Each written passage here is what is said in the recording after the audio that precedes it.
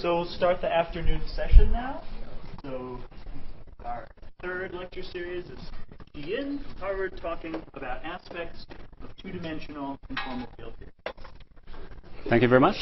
It's great to be back in Boulder after 14 years, since when I attended TASI as a student. What year was your year? 2003.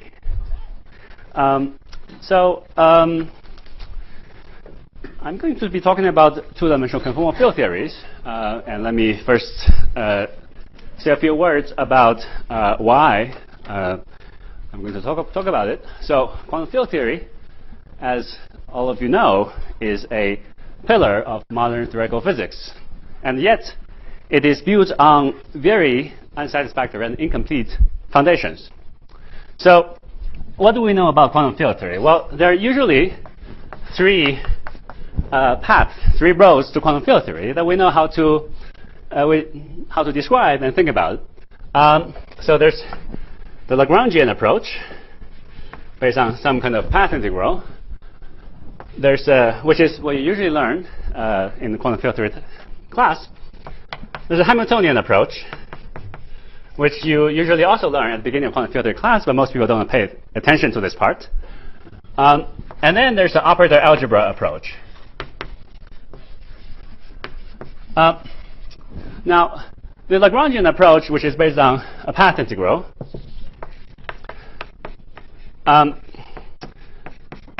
is formally seems to make sense. In practice, is useful only either at level of perturbation theory or beyond perturbation theory, only useful for certain symmetry protected quantities, essentially. And beyond that, the only way we know how to redefine this is by discretizing or latticizing Euclidean spacetime, which is very useful, but somewhat unsatisfactory because that does not make all the symmetries of theory manifest. The Hamiltonian description is also, suffers from the complication with the regularizing, have normal order operators if you try to define the theory starting from canonical quantization. So this in practice is also useful either by discretizing space, putting theory on lattice, like spin chain models, you take a continuum limit, or you have to do some kind of truncation on the space of states, which is, in some example, it was successfully applied in this so-called truncated conformal space approach, essentially some kind of Rayleigh-Ritz method for quantum field theory. Anyway, I won't talk about either of that. I'll focus on the third path to quantum field theory, which is just based on the algebra of operators. And in these lectures, I'll focus on local operators. And this approach should be regarded as the most intrinsic approach to quantum field theory. It's supposed to describe the kind of essential fundamental objects in quantum field theory, which are the local operators and their Coercion functions, as well as states created by these operators. It, in principle, should make all the symmetries of theory manifest at the level of the operator algebra. In practice, of course, the question is, can you really determine what the algebra local operator is in quantum field theory? And that's the kind of thing we're after. So that sort of question is at least somewhat understood best understood in the context of conformal field theory. Yes?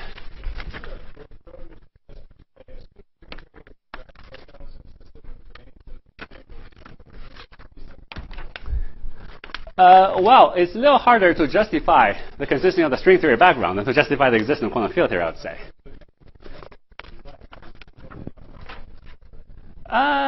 Well, I think the examples you like may not be established to exist on robust footing. So I'm okay, but point taken. Okay, I mean, of course, the class of theories that we actually know how to describe explicitly is presumably a very small, probably measure zero subset of a theory that exists, but we don't know how to describe. Part of the point of these lectures is to explore such theories. Okay, so the operator algebra is best understood in the context of conformal field theories because, roughly speaking, because in conformal field theory we can do operator product expansion and with arbitrarily large radius of convergence. That will buy us something, which we'll understand soon. Now, there's a piece of folklore in the subject, which is that we think essentially all consistent, that is, let's say, nice unitary Poincare invariant quantum field theories come from RG flow from some CFT in the UV. Almost always true. This has never been proven, but it's a widely accepted working assumption. And if that's true, then it's, of course, of utmost importance to understand CFTs before understand more general quantum field theory. Okay, so now I'm going to focus on CFT in 2 dimensions. 2-dimensional CFTs have some special properties. They have a infinite dimensional conformal algebra as opposed to a finite dimensional algebra that you have seen this morning. I should say that the level of these lectures, I'll tell you what I'm getting to soon, but I'm going to assume, I think, which I suspect strongly is the case, that most of you are familiar with 2D CFT at level of at least Polchinski chapter, volume 1. If you're not, if you've never seen this before, you should study this evening Polchinski chapter 2, possibly chapter 8, then you have some idea. Yes? So just a question about the folklore that you were saying. Is that, could one relax that to saying that all finite functions are scalar invariant? Because it's not all scalar invariant. First of all, I think the question is, what do you mean by a theory if you're speaking scalar invariant theories? So by a conformal field theory, I will mean a very precise set of axioms about the existence of local operators and how they create, a complete, in the sense that they can create, take the operator act on vacuum and create all states in the theory and obey some various axioms such as OPE and associativity of OP and so on and so forth. It's not obvious that consistent quantum field theory in the UV in general would admit such a description.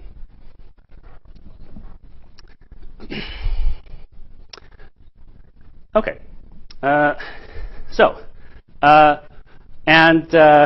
Just as a side remark, I think if you're looking for a nice introduction to 2D CFT, I think probably one of the best place to and most kind of concise introduction and nicest introduction to 2D CFT is Polchinski chapter 15, which I will not assume that you have all read, but I will cover a part of that, but more.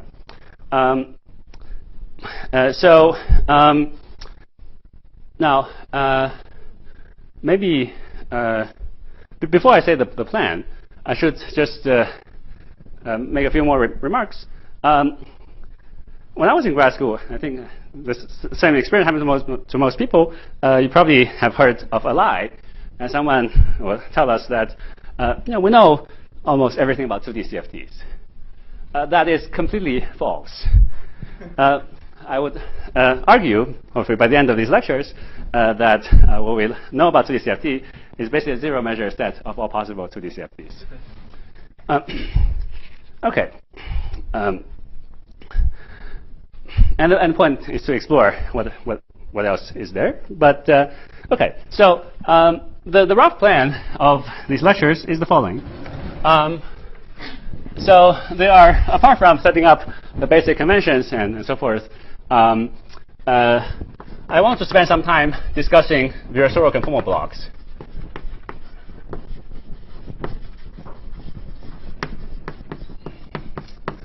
Which play a central role in understanding the full set of constraints from 2D conformal invariance. And the second thing I'm going to do is I'm going to briefly review all known 2D CFTs. Hopefully we'll have some time for that. And third, I will discuss some recent work on 2-dimensional conformal bootstrap, in which we explore properties of known but not yet solved, as well as unknown theories. And okay, so please interrupt for any questions. Okay, so what do I mean by 2D CFT? It should be a 2D, first of all, Poincare invariant quantum field theory. Now, usually nice quantum field theories that are, let's say, infrared free, have some Hilbert space described in terms of spanned by asymptotic states, That's generally not true for conformal theories because they're scale invariant. But nonetheless, a 2D CFT admits some, instead of talking about the Hilbert space of states in Minkowskian space, we like to talk about the Hilbert space of local operators, which are related to states of theory on a circle. You have seen example of the discussion of that this morning. In higher dimensional conformal field theory, the states on a sphere are related to local operators by the state operator mapping. In 2D, we have local operators mapped to states of the CFT on the circle or the cylinder, so this times time direction. And the basic reason for that is that there's a conformal mapping from, let's say, the punctured plane to, let's call this the complex plane, to the cylinder. We can write this mapping as a transformation where this coordinate, let me call it Z, and this one I call it W. W, let's say, is periodically identified with periodicity 2 pi, and then this mapping would be, say, Z is e to the minus IW. And as you have seen this morning, sort of the radial evolution on the plane, expanding around this point at the origin, let's say, it gets mapped to the time translation on the cylinder. So whenever I say the Hilbert space of 2D CFT, I just mean that the space spanned by the set of local operators at a given point, which is equivalent to the space of states on the circle. Now, in fact, this morning I think Daniel wrote down the relation between the energy and the scaling dimension of the operator up to a shift by a constant. A constant can be viewed as a Casimir energy, the energy of the vacuum state. Now, in higher dimensions, because the sphere is curved, you can add local terms to the Hamiltonian or Lagrangian that depend on the curvature that shifts the Casimir energy. So higher dimensions, Casimir energy a priori is not canonically defined. In 2D it is, because there's still a flat space. So there's no room for adding local terms to your Lagrangian or Hamiltonian to modify the Casimir energy in a way that's compatible with conformal invariance. Yes. Okay, so that's the state operator correspondence. We'll often assume that the CFT is compact in this context. And by compact, I just mean that there's a normalizable conformal invariant vacuum over here. Maybe call it, let's call it 1, because it's related to the insertion of identity operator on the plane, which amounts to inserting nothing. Assume that this 1 is normalizable. It's a normalizable state. We'll see later example where this is not true, but then the nicest class of CFTs should be compact. The reason this is called compact, the terminology comes from thinking about a particular class of 2D CFTs as nonlinear sigma models on some target space. So the compactness here refers to compactness of the target space. We'll come to that later. Okay. So that's number one. We need to set up the space of the states we're talking about. The second ingredient we'll need, just like in any Poincare invariant quantum field theory, is the existence of a special local operator called the stress energy tensor. The stress energy tensor, by construction, by definition, is a local operator that is symmetric tensor under Euclidean rotation in the Euclidean two-dimensional theory. Now, of course, the symmetric tensor of the rotation group is not a. This is the statement about general dimensions. It's not an irreducible representation of the Lorentz group. It can be decomposed into two irreps: the scalar and the traceless symmetric tensor. Yes.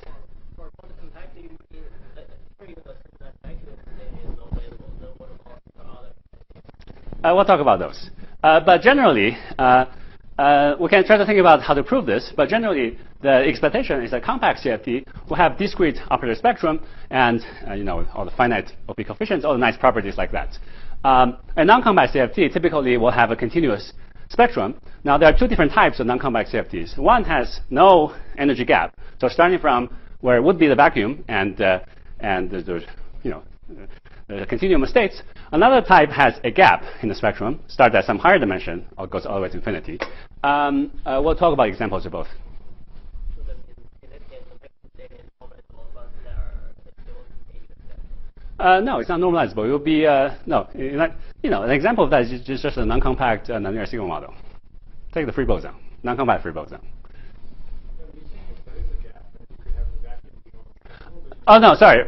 Let me clarify. When I say gap, I don't mean that there's a vacuum, then there's a gap. I mean that there's no vacuum. The first operator appears at the first operator appears in non-zero scaling dimension. In a precise sense, a lot of these non-compact CFTs can be thought of as limit of compact theories, some kind of singular limit compact theories. So we'll have more to say about that later.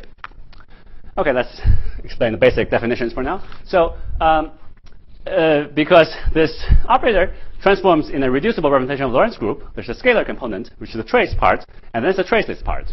So for that reason, it's consistent possibility to set the trace to 0. Now, this is what it means. In the conformal field theory, the trace of the strand and the tensor is 0. This is equivalent to conformal invariance. This is conformal invariance.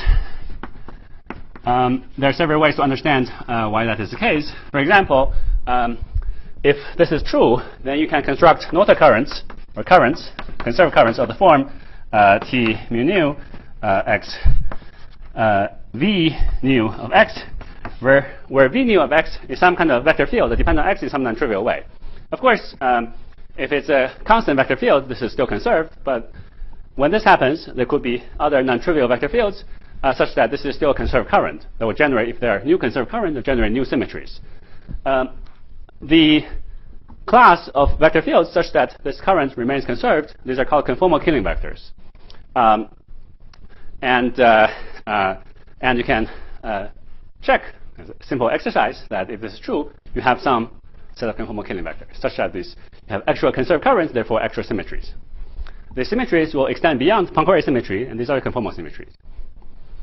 Another way to say it is just that, let's say, if you can write down Lagrangian of the theory, can formulate the path integral, you can usually covariantize the theory by coupling the fields to an arbitrary curved background metric.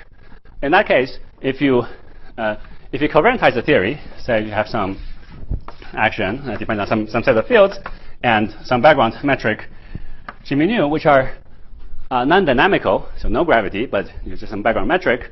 And if you rescale the metric by a spatial dependent scaling factor, generally that will change the theory. But if the trace of the stress and tensor is equal to 0, that the variation of the overall scale of the metric will be 0.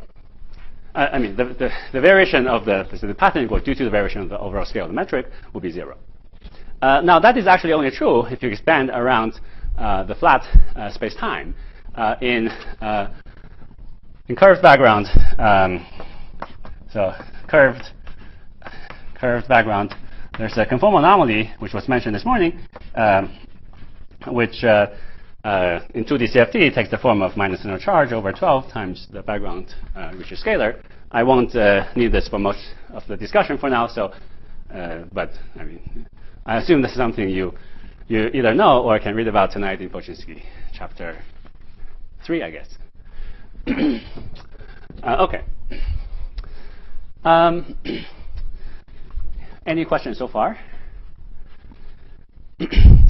So now, in 2 dimensions, well, in higher dimensions, these things generate the conformal algebra. In 2 dimensions, there's infinite set of conformal killing vectors that generate the Virasoro algebra. So in 2D, these things, in 2D, the traceless stress in the tensor will generate a symmetry algebra, which is the Virasoro algebra that I will recap in just a moment.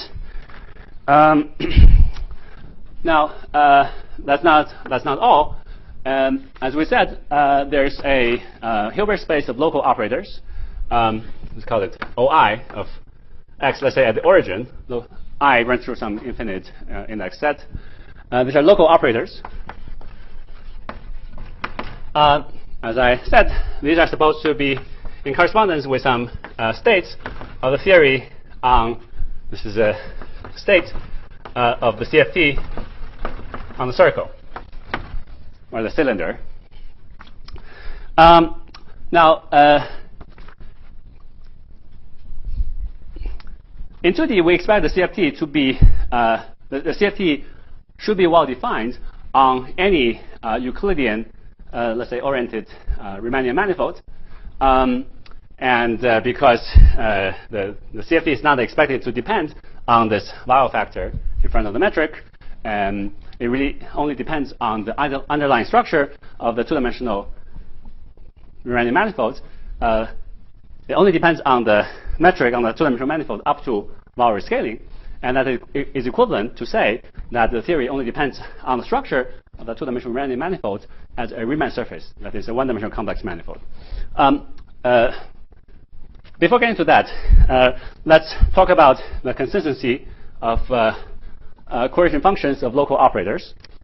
One of the basic property of any CFT, in particular in 2 dimensions, is that there's a operator product expansion that says if you have operator 1 at position x, operator 2 at position y, let's say there's 3 points, so here's x and y, you can take the product operator and should be able to expand that operator around any point, let's call it z.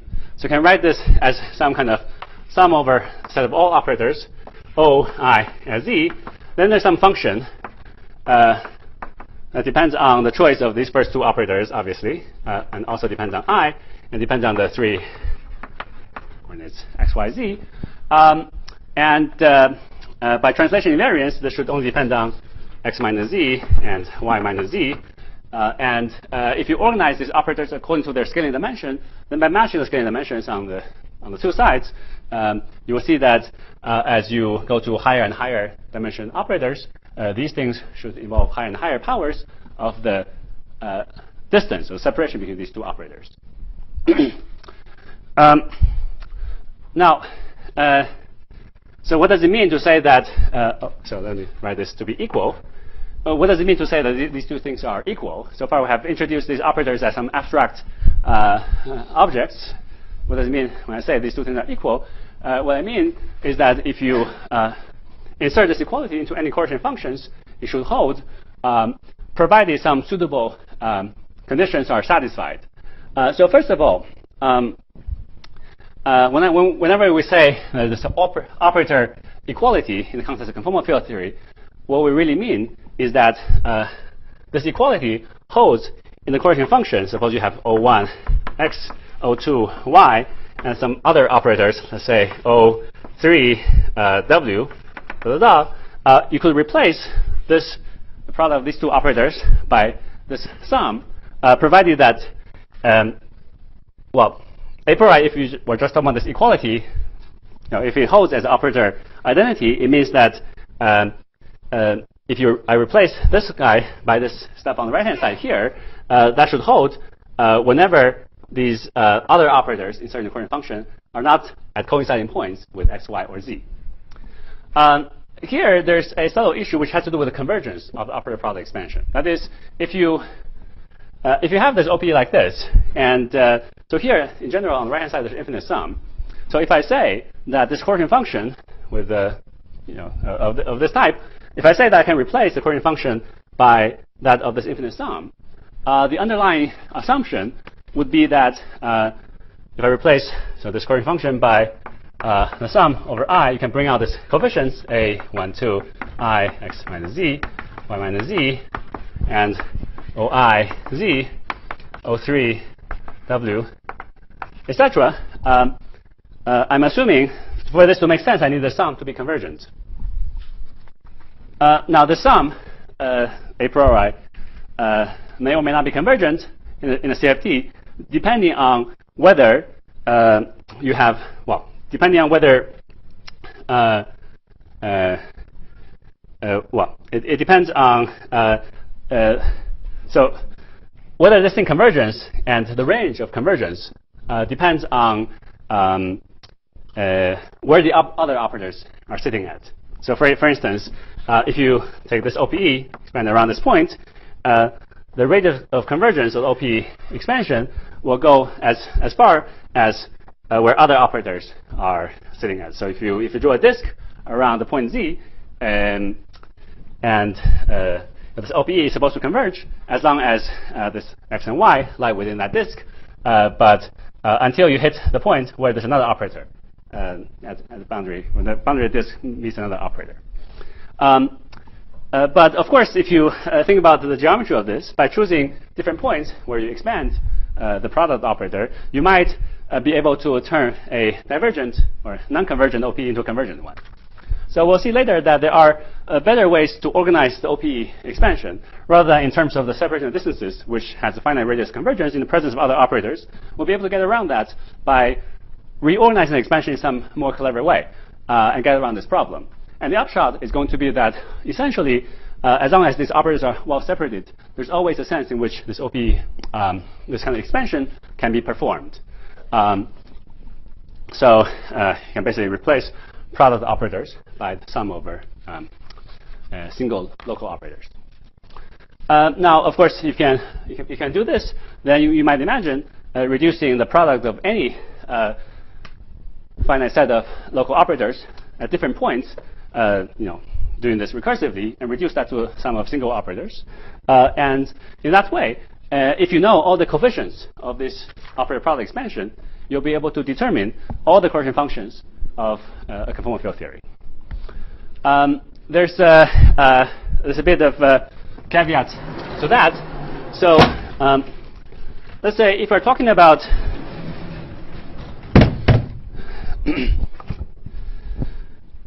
if we're talking about Coercion functions of a CFT on either the Euclidean plane on R2, which is conformally equivalent to the Riemann sphere by the stereographic projection. So if you are interested in computing some Coercion function of a bunch of local operators, you can try to take the OP of these two operators first, replace it by an operator somewhere, and then take the OP of that with the third one, and so on and so forth, and eventually reduce this to a single operator. And one can show by conformal invariance that the Coercion function of a single operator on the plane or on the sphere, at least in the unitary CFT, is non-trivial only if the operator is itself is proportional to the identity. So in this way, the computation of the Coercion functions of arbitrary set of operators on the plane or on the sphere will be reduced to the problem of determining these OP coefficients. Now you might wonder what happens if you put a theory on a more general two-dimensional oriented surface. As I mentioned, it really only depends on the underlying structure as a Riemann surface. For example, you can put a theory on the torus and consider some Coercion function of operators of the theory on the torus, or you can consider some higher genus Riemann surface like this and study Coercion functions like this. So what do you do in this case? Yes? Why is it so important to understand surfaces again? That is that's a good question. It is possible to make sense of CFT on some class of CFTs on non-oriented surfaces, but I'm going to restrict myself to the minimal set of to the nicest class of theories. I would say that a basic reason for this is so a priori it's not obvious that you want to be able to. It's not a priori obvious that the CFT should make sense on arbitrary surface. Just like it's not obvious that a quantum field theory should make sense on arbitrary manifolds. It could be that if you put a quantum field theory on some weird space, the theory doesn't make sense. Maybe the Hilbert space, maybe the energy is not bounding from below, and things like that could happen. So, in fact, an example of that is even if you take some of the nicest theories in higher dimension, let's say n equals 4 super M-mills, put it on, let's say, a 3 torus with supersymmetric boundary condition, the spectrum is, there's no normalizable vacuum, and the spectrum is continuous. So bad things happen even if you put the nicest theory on the weird spaces. In 2 dimensions, somehow, there's two-dimensional CFTs have a special property that higher dimensional CFTs don't have that allows them to be put consistently, potentially, on any Riemann surface. And the way it works is the following. So let's look at this Riemann surface over here. If you look at the cross-section around this loop, around the handle of the Riemann surface, locally, this thing looks like a cylinder. In fact, in 2 dimensions, you can always find a conformal mapping locally to map a neighborhood of this loop into a segment of the cylinder. And then if you view this as the Euclidean time, tau, and the circular direction as space, then we are back to that picture. So you can think of that as a state propagating through that cylinder. So if that's the case, I can cut the cylinder open and insert a complete basis of states, like so. That doesn't do anything to the, say, the Parisian function or the Coercion function. But what it amounts to be doing is that I'm basically, after conformal transformation, I'm basically cutting this surface, cutting it open, and insert a complete basis, which amounts to inserting some operators OI over here and OI over here, assuming that these operators are orthonormal, and then sum over I. So what I'm saying is that if you want to compute, let's say, the Parisian function or Coercion function of the CFT on some arbitrary Riemann surface, you can cut anywhere you want and just insert a complete basis. And then you reduce the genus of the Riemann surface by 1. And you can also cut here and reduce the genus by 1, and then you reduce down to a sphere. And all of that then reduces to OP coefficients. So by this kind of cutting procedure, you can determine the Parisian function or Coercion function of CFT, 2D CFT on any Riemann surface in terms of the data of just the operative product expansion. So so to summarize, and the picture I sketched over here, of course, there's a lot of details to be worked out. The picture I sketched here is that a CFT, 2D CFT, is completely determined by the data of the spectrum of local operators and their OP coefficients. So once you know these, you know everything. However, there are the consistency condition of, for the CFT to make sense on arbitrary Riemann surface like this, puts some very non-trivial constraints on what kind of operative product expansion you can have. So there are 2 essential consistency conditions, which are, in the precise sense, actually all there is. So there are 2 key consistency conditions. One is the associativity of OPE, which by its definition should be obviously a property that we should require. That is, if you have O1 x O2 y O3 z at 3 points x, y, z, then you can take the OP of the first 2 operators first and expand on local operator at some other point, and then take the OP of this with that. Or you can take the OP of the 2 and 3 first, and then take the OP with the first operator. Now, modulo some issue of the radius of convergence, which at least can be arranged if you choose to expand these around the appropriate domain, you'd expect these 2 to agree. That should be true in any consistent conformal field theory, but it is far from obvious if you just write down some product rule like that. You need to ensure that associativity is obeyed. Now, roughly speaking, so we can describe this in the following way. So let's draw a picture. So here I have 1, 2, into 3. If you take OP of 1 with 2, you have to sum of all operators, and then take that with operator 3. Want to say that should agree with take the OP of 2 with 3 first, and expand on some complete set of bases, and then take the OP with 1. So we expect that these two pictures to agree. We'll see some very non-trivial consequences of this soon. In some cases, just demanding the associativity of OPE is actually enough. Coupled with some other basic assumptions, is enough to determine the theory completely. In some other cases, we'll see that these, even if they don't fix the theory completely, they will impose very non-trivial constraints on the theory. And the second key property is the so-called modular invariance. So this comes from the following. If I consider,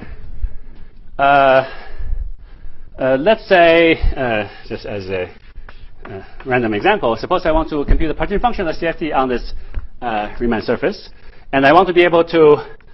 So one way to do that is by cutting and sewing, as I sketched earlier. So you could, let's say, cut in different ways. Let's say you could cut it over here. So there's along the circle over here, and then you cut along here, the circle over here, and then you cut over here, you have a circle over here. So what you are doing is to really, what this amounts to is a pair of pants decomposition of the Riemann surface. So here you have a pair of pants like this, where you glue these two things together. And then here you have a pair of pants like this, where you glue these things together, and then you glue these together. That's how you form the genus surface. But in this context, it's not just drawing pictures. All of these correspond to actual formula of three-point functions that can be consistently summed together to give you a genus partition function. But given that, you would expect that it should be possible to construct the same thing by cutting it in a different way. For instance, you could imagine cutting this, as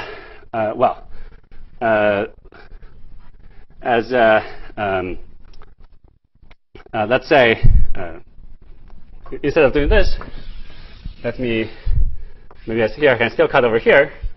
Here I still cut over this circle. Over here I can cut along this circle over here. And if I do that, you see, after I cut it open, it's really topologically still the same thing. It's a little hard to, let me see. So, I still have this thing connected to two boundaries, correspond to the two sides of this circle, which I glue together. But this way of cutting is quite different from this way of cutting. Okay, and on this side it's the same. Or I can cut in a different way, or I can alternatively cut this middle hand over here and think of this genus 2 surface as this thing glued together to this. And again, each of these will correspond to some three-point function on the sphere. So all the different ways of cutting that correspond to actually decomposing the genus partition function in this example as some sum of three-point functions should all lead to the same answer, because there should be a well-defined partition function of the CFT on this Riemann surface. And the statement that they should all give the same answer is a statement of modular invariance. But this looks quite complicated. But actually, it was known that you don't actually have to work so hard. It suffices to consider the modular invariance of the one-point function on the torus, or the more precisely, modular covariance of the one-point function on the torus. So it turns out that if you consider a 2D CFT on the torus,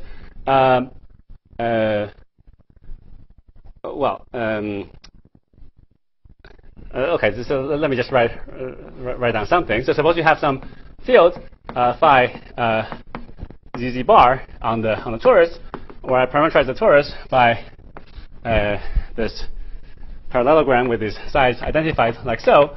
on the complex plane, I write this as point 0, 1, and tau, where tau is the modulus of the torus, and the phi z bars, the z is some point on the torus, and phi is a field, is a local operator in the CFT. So if phi is a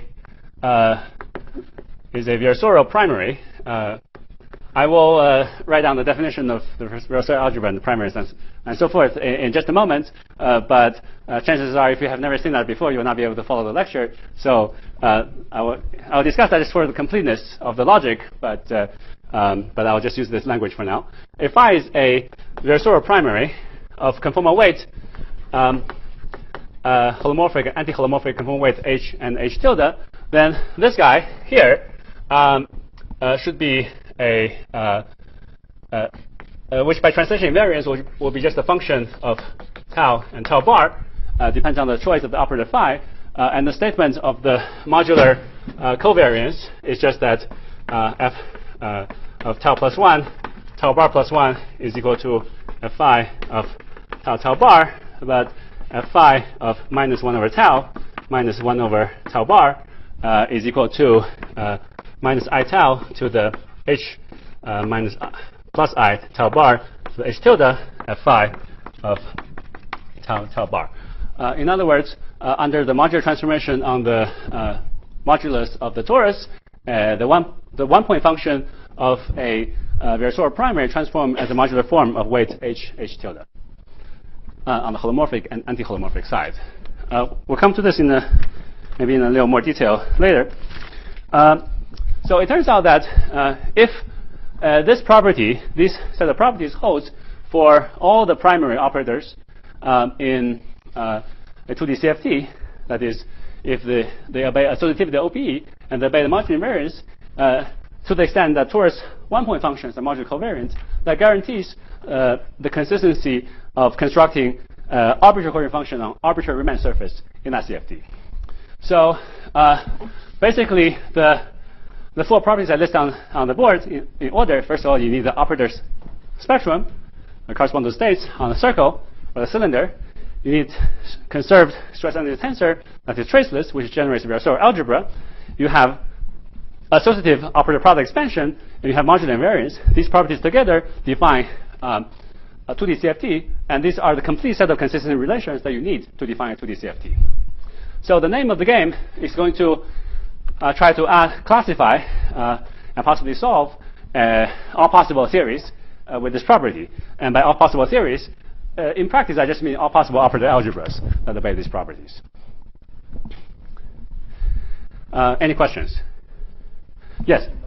We cut for example, we cut the Coercion into a you just instead I completely see it in the place you cut. You can cut it anywhere. You can cut it over here, you can cut it over here, you can cut it over here. They should all give the same answer. But on the other place, you just instead I completely see it.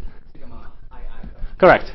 So because the Coercion is second part of different spectrum. Hold on a second. What do you mean by that? Because the second, for example, the Coercion spectrum is discrete, right? But No. Whenever I say spectrum, I mean the spectrum of either local operators or the Hilbert space of theory on the cylinder or on the circle. Okay, so when I speak of a state, it's always an intrinsically, say, Lorentzian concept. So there's no such thing as the state associated with the torus. It doesn't exist. Not defined. The only thing that exists is if I cut it along a loop or along a circle, there's a state living on the circle. From the path integral point of view, if you have a path integral description, you can say the state is captured by the wave functional as a functional of the classical field value on a circle.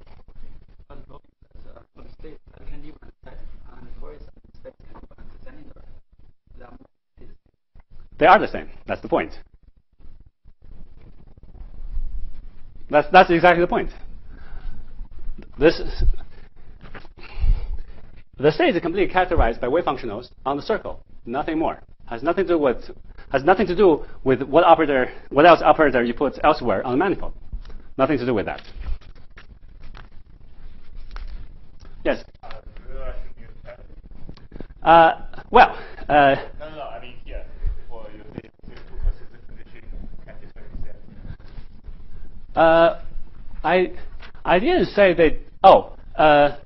No, I did not need to assume unitarity so far. But it's true that for most of these lectures, I'm going to be mostly interested in unitary theories, where I will assume that on the Hilbert space, the Hilbert space is actually a Hilbert space with positive definite inner product, which is equivalent to reflection positivity. It's equivalent to this, in the Euclidean language, is equivalent to the appropriate positivity property of a basis, of a two-point function of a basis of operators.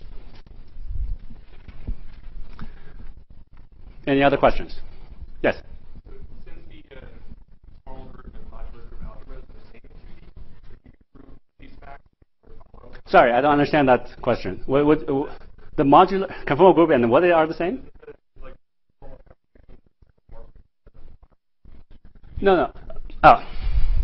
Okay, let's be careful with our language. So, because in fact, this confusion I think come from the confusion in the language. So when I say conformal group here, I meant local conformal transformations. You can ask whether the conformal transformation may extend on the entire compact Riemann surface. So those conformal transformations are elements of conformal Killing group.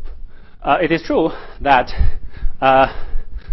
in this case, for example, the conformal Killing group is something very simple, translation and then this large diffeomorphism.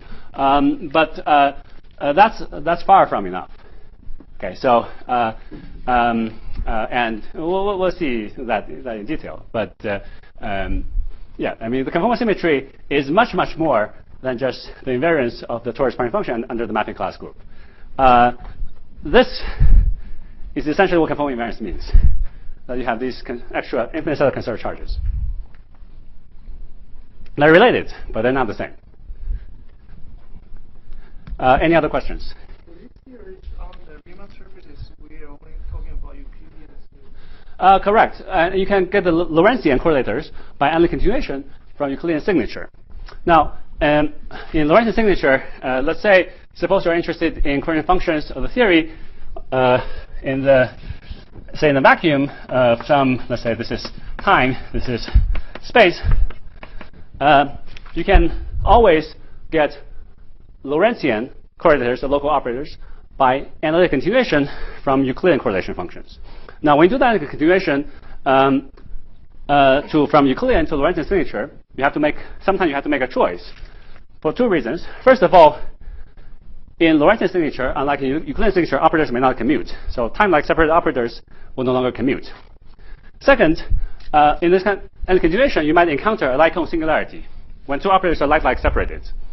These two subtleties are related. In fact, they are equivalent. So when you continue from Euclidean correlator to Lorentzian signature, you have to choose a epsilon prescription to avoid the like-cone singularity. And that is equivalent to specify a operator ordering in Lorentzian signature. But modulo that subtlety, you can get Lorentzian correlators from Euclidean, and nice properties that you expect, such as causality in Lorentzian correlators, should be consequences of the axioms I've stated so far. Even for higher genus surfaces? For higher genus, you have to say more precisely what you mean by the Lorentzian correlator on what Lorentzian manifold we're talking about. I don't know too much about correlator or CFT on some arbitrary Lorentzian manifold, but at least if you restrict yourself to Minkowskian's 1+1D Minkowskian space, the statement is clear. Yes. Okay.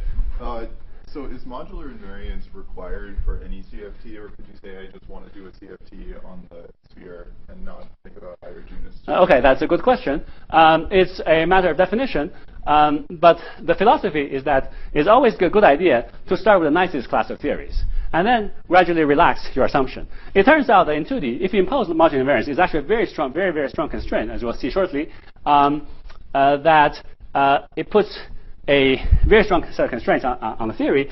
And also, if you have any 2D CFT that can be described by the Euclidean path integral, the modular invariance will be obvious from that perspective. So because of that, is a reasonable property. And it turns out if you do impose this property, it puts very non-trivial constraints on the theory, and therefore we like it. Now, you can relax that constraint and explore more general class of theories, some of which do have applications. But For example, maybe you can have a CFT that describes 2D turbulence. I don't know. And that may not have modular invariance, but such theories might have applications. So, if you take a local component matrix on a local map, then what happens to the kind of unit of maps well, there are two separate things. So first of all, when I say a current is conserved, that's a local statement. That has nothing to do with what conformal transformation we're talking about or what manifold we're on. Okay, so if it's conserved, it's the conservation, the current conservation is supposed to hold as an operative equation. That is, if you insert this formula into a Coercion function, it should hold up to contact terms. So, okay. I'm not sure exactly what you're asking, but the current conservation doesn't rely on any specific conformal transformation.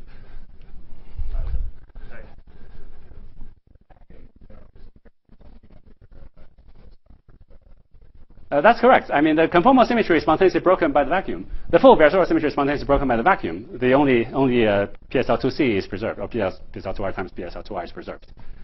Yes. Did you write what? Crossing symmetry. Crossing symmetry is the same as the associativity of OPE. Because, you see, I've already drawn the picture.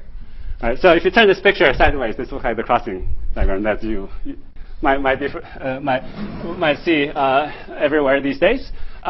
It's just a statement that, so let's say I get some operator from taking the product of 3 operators, and then I take its Coercion function with the 4th operator. That should be equal to this thing with the Coercion function of the 4th operator. And that's a statement of crossing symmetry at the level of sphere 4-point functions. Same thing. Okay, so that's some overview that took way longer than I had anticipated, but that's good. Questions are good. So now let's actually write down some formula just to get our feet on the ground.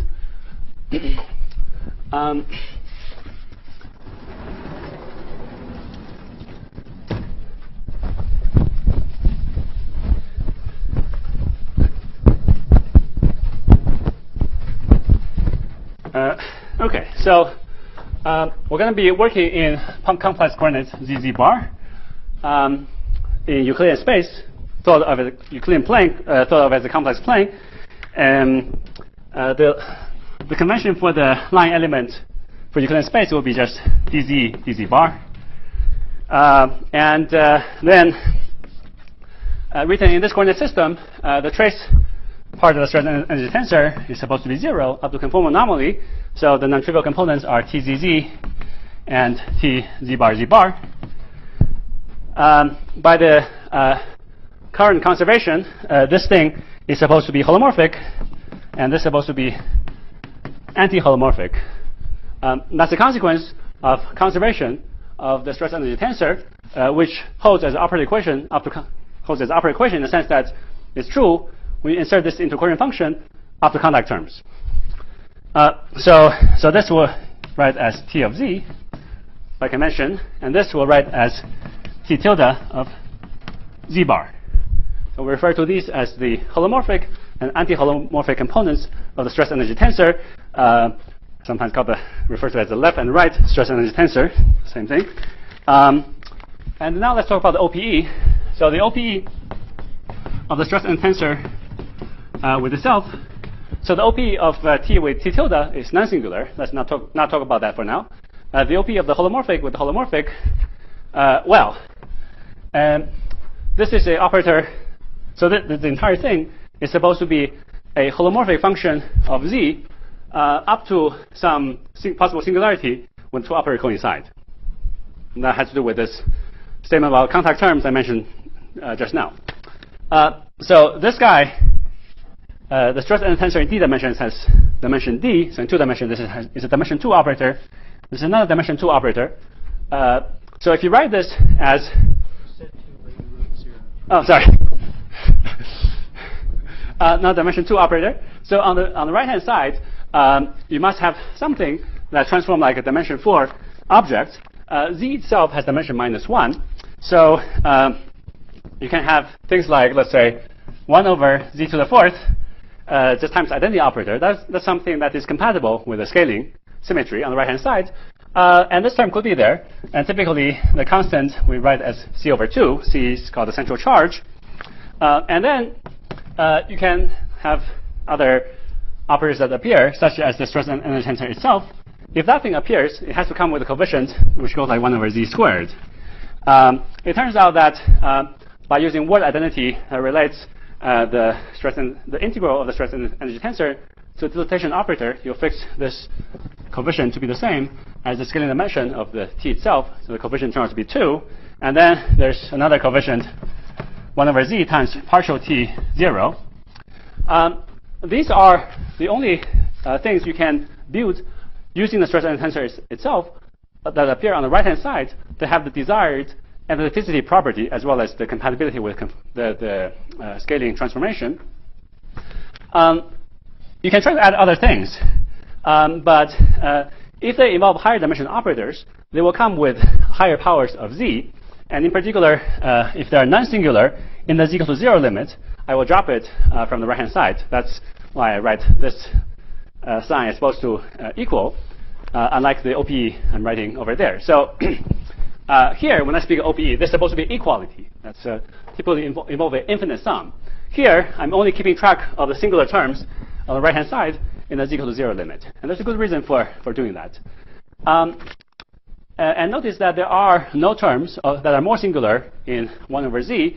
If those terms were there, they will be multiplied by an operator of negative scaling dimension, which will violate unitarity bound. I haven't proven the unitarity bound for you, but it's a consequence of the symmetry algebra and unitarity that I'll mention in a little more detail later.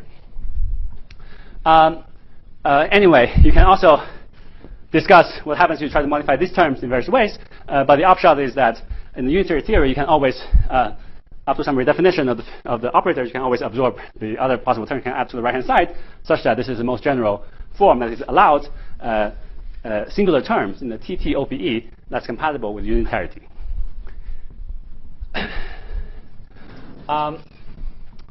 Okay. Now it's a standard exercise which I won't spend time doing here to derive the symmetry algebra generated by the conserved current associated with the stress energy tensor. For instance, I can take if I start with t of z, that is holomorphic. So I can regard this as the jz component of a current, whose components are jz bar. And usually, if I write this, the current conservation law is partial z bar jz plus partial z jz bar equals 0. Suppose jz bar equals 0. So if jz is holomorphic, it's conserved. It's the same thing. I can multiply this by z to the n, for instance. And as long as this is, suppose n is non-negative, then that will still be conserved. For some reason, let me write this as n plus 1. Now, well, at least for z away from 0, this whole thing is still holomorphic, and therefore give rise to a conserved current. So here, you easily see that you have an infinite set of conserved currents. Now, in radial polarization, you have some operator inserted at the origin. So normally, if you're on a cylinder, in Lorentzian signature, you have some current. You integrate the current, you integrate the time component of the current in space, you get the conserved charge, the normal charge associated with the current. In radial polarization, that space circle is this circle around the operator. So if you integrate this current around this contour, around the operator at the origin, you get a charge associated with that current, which we call Ln, which is a Virasoro generator. Formally, you could say that Tz, in the presence of an operator at the origin, where this thing might fail to be holomorphic, so it should be a meromorphic function with a possible singularity at the origin, it should then admit a Laurent expansion of the form sum over Ln over z to the n plus 2 by convention. This plus 1 or this plus 2 here is just, these two things are related, but this shift is a matter of convention of how I label the Ln's, where n runs from minus infinity to infinity. And this Laurent expansion is supposed to converge on annulus,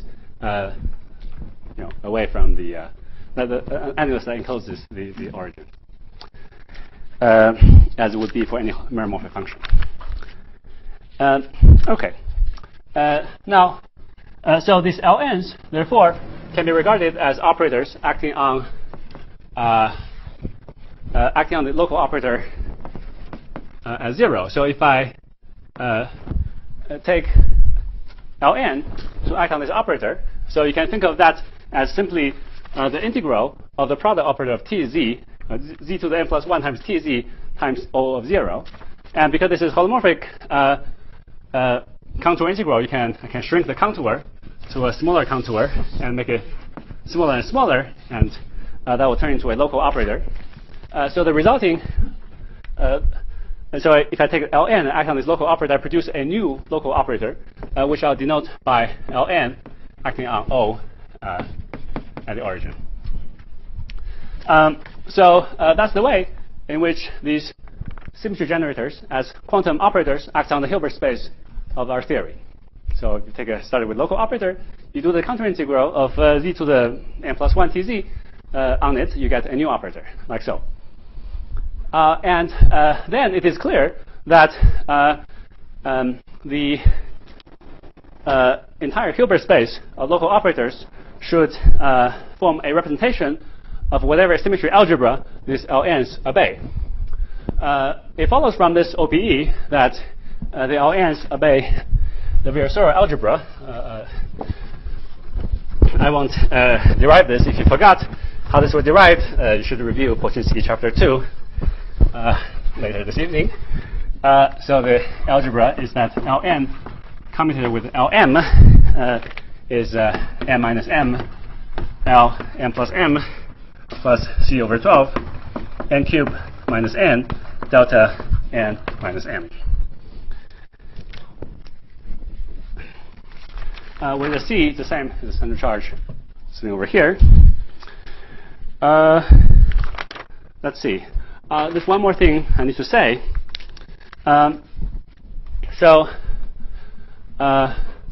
Under the state operator mapping, which can be viewed as a conformal transformation from the cylinder to the complex plane minus the origin, it's already mentioned, the stress energy tensor itself transforms in a slightly funny way.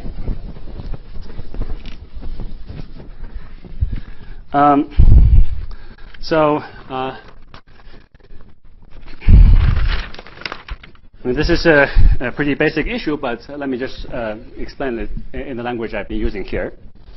Okay. So to begin with, consider a infinitesimal conformal transformation generated by the charge. Let me consider the current Jz. I'll focus on the holomorphic part for now. So let's take Jz to be minus epsilon z tz, where epsilon is some holomorphic function of z. Let's not worry too much about sign convention for now. But this will be the correct convention. Now, if I transform a local operator, suppose I have local operator as z, the point z. If I transform a local operator by the symmetry generated by the charge, that just means I take the operator over here and act on it by the contour integral of Jz. So in the formula, this is just minus. I take some contour centered at z, dw over 2 pi I epsilon w, t of w, O Z Z bar. Now it's then an easy exercise replacing O by T itself. You'll figure out the symmetry transformation of T under the symmetry generated by epsilon T itself. So this is turned to be using that OPE, using the singular terms. The reason only the singular terms are needed is because this epsilon is assumed to be holomorphic over here. So anything that's holomorphic will integrate to 0. So only the singular terms will matter because you pick up the residue. So here you get minus C over 12, partial cubed epsilon of Z, minus 2 partial epsilon of Z, TZ, minus epsilon Z, partial TZ. Okay. And this is associated with the infinitesimal conformal transformation, which I will represent that by a holomorphic diffeomorphism. Z goes to Z plus epsilon of Z. Where epsilon is assumed to be small for now. And then I can compose an infinite set of infinitesimal conformal transformation together and get a finite conformal transformation. If you do that carefully, what you find is that if you compose infinite set of these small conformal transformations together and get a finite conformal transformation, it will correspond to a holomorphic diffeomorphism Z going to Z prime, which is some function, homomorphic function of Z, suppose. And then if you compose many of these things together, you find a funny transformation property of T going to T prime, where T prime of Z is such that T prime at Z prime is equal to, say, partial Z prime by partial Z squared times this is equal to TZ minus C over 12 times something. So before getting to the something, so this part is just the statement that if I didn't have this term over here, T of Z would transform as a conformal tensor. So I have this kind of nice tensorial transformation property. But then there is this shift by the central charge times a function of Z, which in this case, if you kind of exponentiate that, you end up with this expression, which is the Schwarzenegger derivative. This is the Schwarzenegger derivative.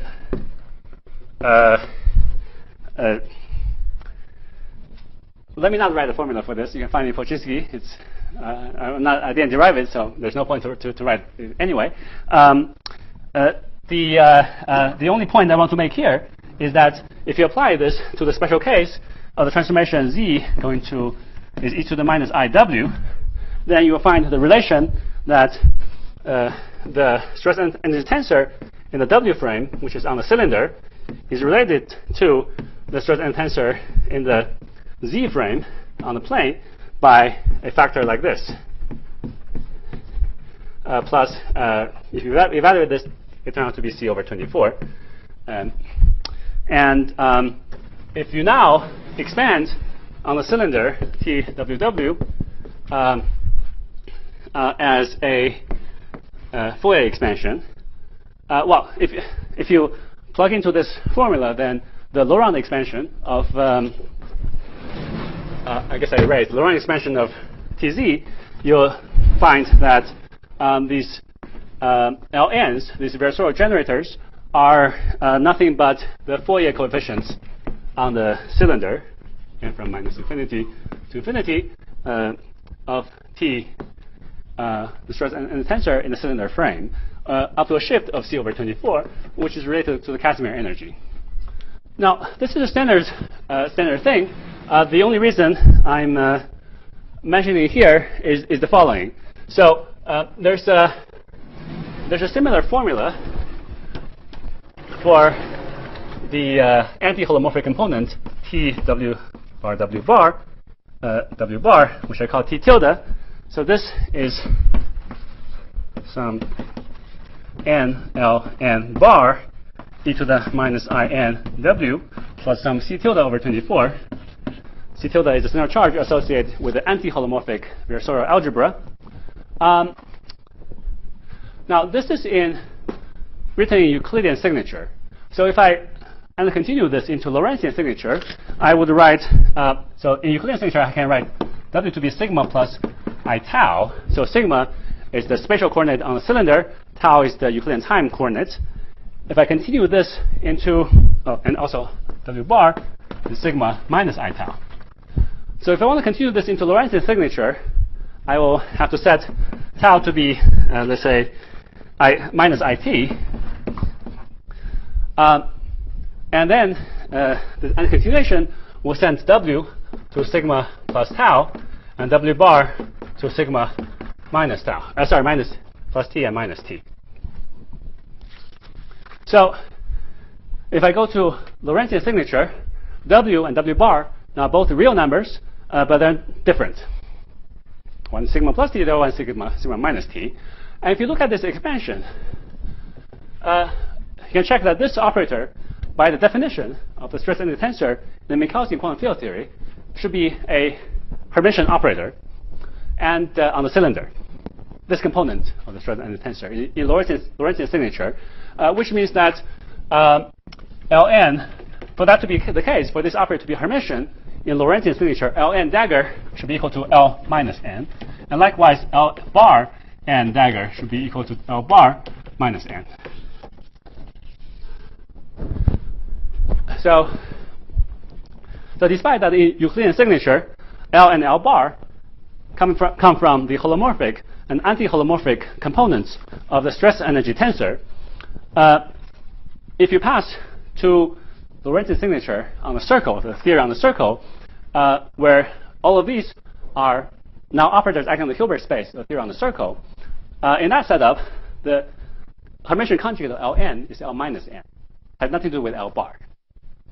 Okay, so that is important because we're going to be discussing in the unitary CFT unitary representations of the Virasoro algebra.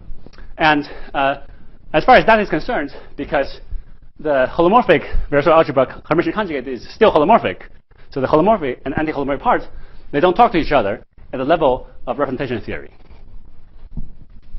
Any questions about this? There's about 3 minutes left. Okay.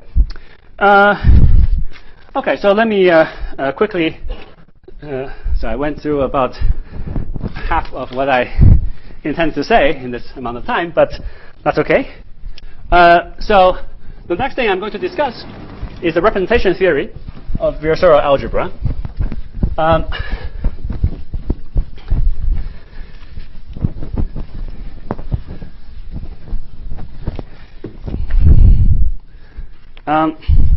So a primary operator phi is related to a primary. It's mapped to a primary state under state operator mapping.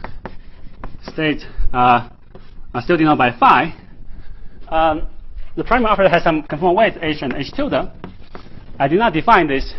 Haven't defined this carefully yet, but it's easy to define that in the language here. Primary state is a state that is annihilated by all the Ln's for positive n, such that it's also eigenstate with respect to L0. And likewise, for the anti-holomorphic part, Ln bar, this equal to 0 for n greater than 0, and L0 bar phi give you h tilde of phi.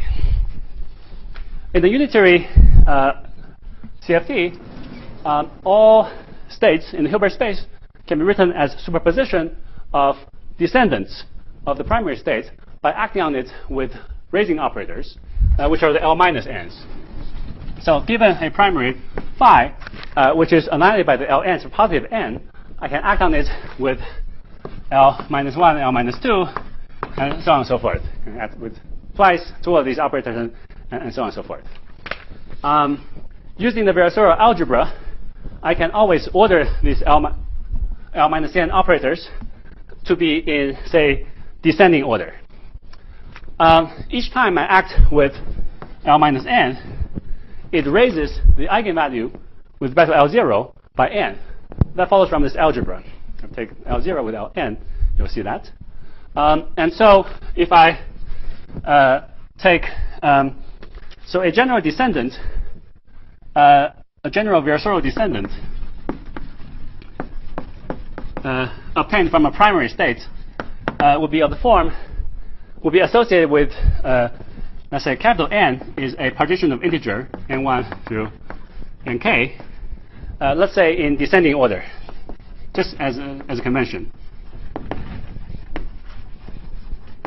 And the sum of these nj's, say from 1 to k, is the total level. I'll use this notation.